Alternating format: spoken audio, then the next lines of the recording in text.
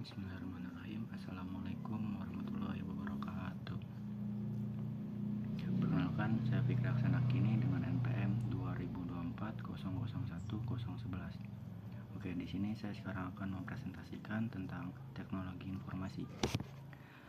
Teknologi informasi atau yang biasa dikenal dengan TI atau IT adalah sebuah bidang yang mencakup semua hal terkait penggunaan komputer, perangkat keras, perangkat lunak, jaringan komunikasi, dan sistem elektronik untuk mengelola, menyimpan, memproses, serta menyampaikan informasi.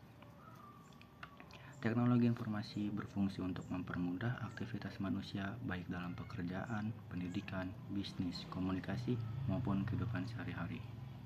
Dengan adanya teknologi informasi, penyampaian data dan komunikasi dapat dilakukan lebih cepat, akurat, dan efisien tanpa terbatas oleh ruang dan waktu.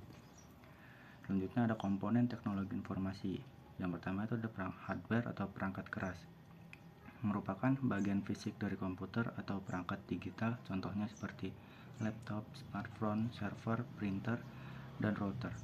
Hardware berfungsi sebagai alat untuk memasukkan, mengelola, dan menampilkan data. Selanjutnya ada software atau perangkat lunak. Perangkat lunak atau program atau aplikasi yang digunakan untuk menjalankan fungsi tertentu. Contohnya seperti sistem informasi, Windows, Linux, Android. Aplikasi perkantoran seperti Microsoft Office, Microsoft Excel, PowerPoint. Aplikasi komunikasi seperti WhatsApp, Zoom, Instagram, Google Meet, hingga aplikasi berbasis web. Selanjutnya ada brandware. Brandware adalah orang yang mengoperasikan, merancang, atau mengembangkan teknologi. Tanpa adanya brandware, hardware dan software tidak bisa digunakan secara maksimal. Selanjutnya ada peran teknologi informasi.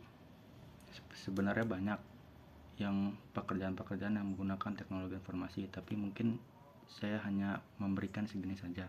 Yang pertama itu ada bidang komunikasi, yang kedua ada bidang pendidikan, yang ketiga ada bidang bisnis, yang keempat ada bidang kesehatan, yang kelima ada bidang pemerintahan, yang keenam ada bidang transportasi, yang ketujuh ada bidang industri dan manufaktur, yang terakhir ada bidang militer dan keamanan, dan masih banyak lagi. Selanjutnya, manfaat teknologi informasi. Akses informasi sangat cepat. Informasi dari seluruh dunia bisa diperoleh hanya dalam hitungan detik. Efisien waktu dan biaya. Pekerjaan yang dulunya membutuhkan banyak tenaga dan waktu kini atau zaman sekarang bisa dilakukan lebih cepat dengan bantuan komputer dan aplikasi lainnya. Meningkatkan produktivitas.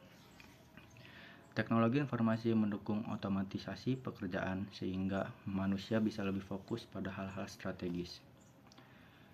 Selanjutnya ada membuka peluang bisnis. Banyak bisnis digital lahir dari perkembangan teknologi informasi seperti marketplace, fintech, dan startup teknologi. Dan yang terakhir ada kolaborasi dan inovasi. Teknologi informasi memungkinkan kerjasama lintas negara sekaligus memunculkan inovasi baru di berbagai bidang. Selanjutnya, dampak negatif. Dampak negatif terhadap teknologi informasi yang pertama adalah kecanduan. Mungkin ini sudah biasa ya. Banyak orang yang menghabiskan waktu berlebihan di media sosial, game, online, atau internet seperti saya sendiri. Selanjutnya ada cybercrime, yaitu meningkatkan kejahatan digital seperti peretasan, pencurian, data pribadi, dan penipuan online. Sangat banyak sekali ini penipuan online. Terus yang selanjutnya ada masalah privasi. Data pribadi penggunaan sering kali disalahgunakan oleh pihak tertentu. Selanjutnya ada pengangguran teknologi. Pekerjaan manual mulai tergantikan dengan mesin otomatis, misalnya di industri, manufaktur, dan perbankan. Terus yang terakhir ada ketergantungan. Sebenarnya ini sama kayak yang nomor 1. Banyak orang yang menjadi sangat bertergantungan pada teknologi, seperti ya teman-teman saya banyak yang masih bertergantungan kepada teknologi sehingga kesulitan bekerja tanpa bantuan perangkat digital. Selanjutnya, kesimpulannya itu teknologi informasi merupakan salah satu aspek paling penting dalam kehidupan modern.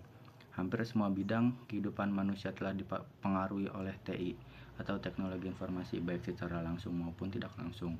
Dengan memanfaatkan teknologi informasi secara bijak, kita bisa memperoleh manfaat yang sangat besar. Mulai dari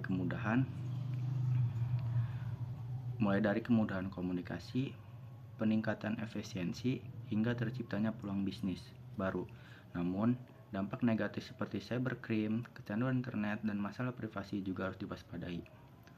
Oleh karena itu, literasi digital menjadi kunci utama agar masyarakat dapat memanfaatkan teknologi informasi secara optimal dan aman di era globalisasi ini.